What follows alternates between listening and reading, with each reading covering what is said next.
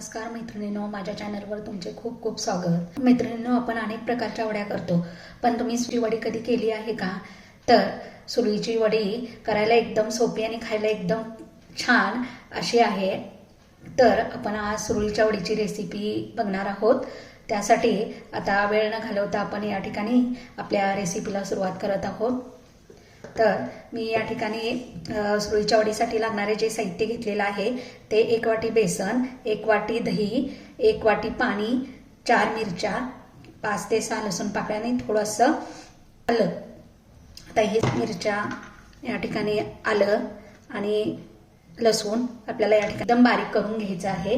इथे तुम्ही बघू शकता आपली आलं लसूण मिरची पेस्ट झालेली आहे। त्यानंतर आपण काय करायचं आहे, एक पातेलं घ्यायचं आहे, त्याच्यामध्ये 1 वाटी दही घालायचं आहे। दही जर घट्ट असेल तर जरा वाटीपेक्षा थोडंसं जास्त पाणी घालायचं, 1 वाटी पाणी घालायचं आहे आणि याचं ताक करून घ्यायचं आहे।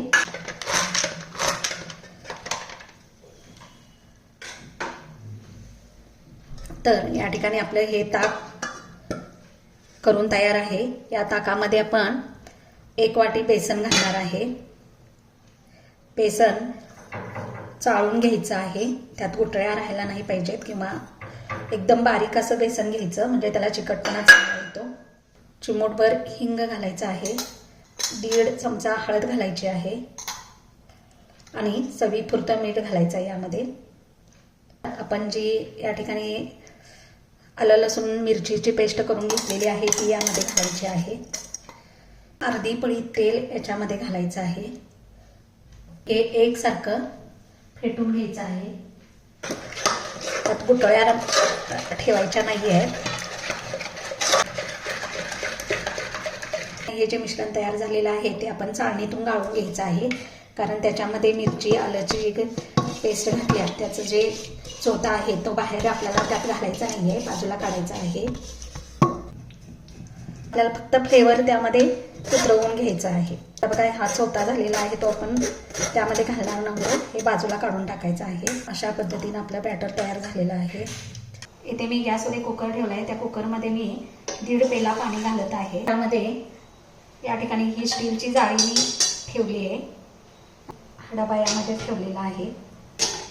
डबा व्यवस्थित ठेवायचा जेणेकरून खालचं पाणी डब्यामध्ये जाऊ नये। त्यानंतर याला झाकण लावायचं आहे आणि मिडियम गॅसवर 3 शिट्ट्या करून घ्यायच्या आहेत। 3 शिट्ट्या झालेल्या आहेत। मी आता गॅस बंद केलेला आहे आणि कुकर कंप्लीट गार झाल्यानंतरच उघडायचा आहे।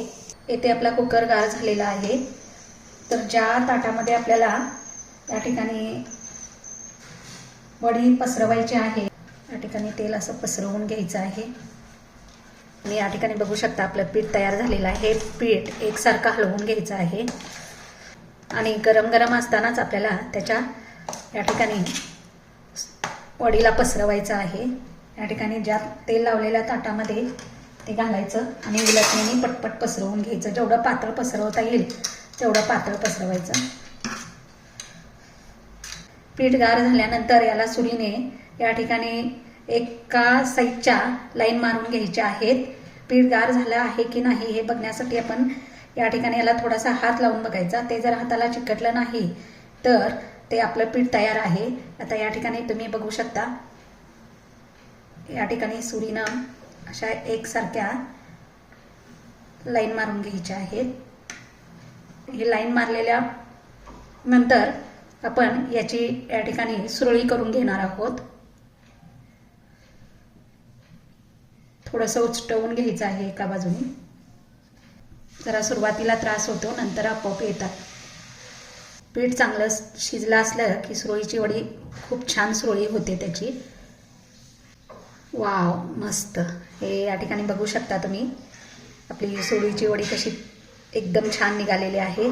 तशाच आपण सगळ्या वड्या सुरळ्या करून घेणार आहोत। गॅसवर एक कढई ठेवलेली आहे, त्याच्यामध्ये मी तेल घालणार आहे। तेल गरम झाल्यानंतर यामध्ये आपल्याला मोहरी टाकायची आहे। मोहरी तडतडली की गॅस बंद करायचा आहे। या ज्या आपल्या सुरळीच्या वड्या आहेत याच्यावरती मी ओलं खोबरं खिसून घेतलेलं आहे ते घालणार आहे. त्यानंतर याच्यावर थोडी कोथिंबीर घालणार आहे. जी फोडणी तयार केलेली आहे ती याच्यावरती घालायची आहे. आपली सुरळीची वडी एकदम खमंग आणि सुंदर अशी तयार झालेली आहे. तर तुम्ही ही सुरळीची वडी करून बघा आणि कशी होते हे मला कमेंटद्वारे सांगा. आणि जी रेसिपी आवडली असेल तर माझ्या चॅनलला लाईक आणि सबस्क्राईब करायला विसरू नका.